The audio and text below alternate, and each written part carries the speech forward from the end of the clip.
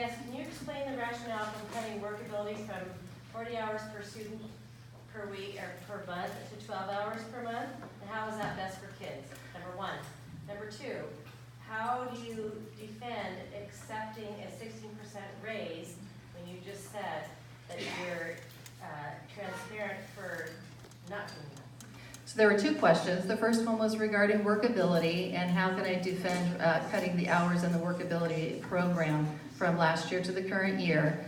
And when I came on board, I inherited a lot of different programs where decisions had been made previously. And the workability program is a state-funded program with a very specific pot of money intended to help students gain job skills, not intended to employ students.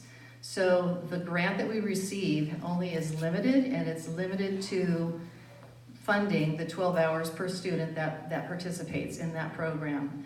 So for the years leading up to this year, we have been providing a district contribution to continue funding that and to pay for the extra costs associated with it.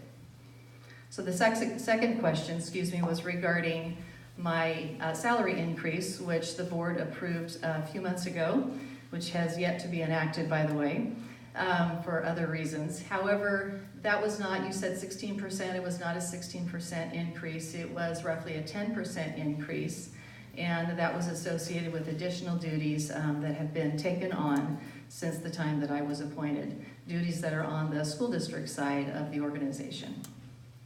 Any other questions? I have 27 years of experience with special education because I have a daughter with Down syndrome. And I know how hard it is to do that. However, my daughter psychologically have very peaks in math and several activities. And my question to you is, and she was asking me, because everybody in the family have a laptop or a computer, so she was asking for that. Do you have in your budget resources to give laptops to all of them? So the question is about the ability to give out laptop computers to all of our students, and you specifically asked about students with moderate to severe disabilities. You mentioned your child with Down syndrome.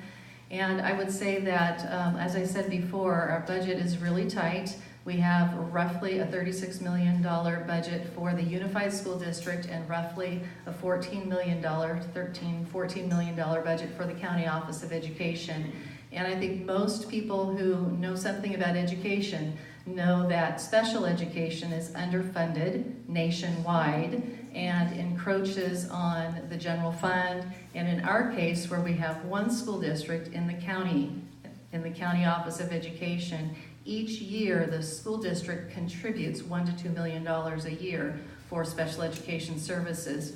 So it's kind of tough to answer your question specifically, but we do try really hard to make sure that we're responding to our students' needs with equity and access, and that they all get what they need.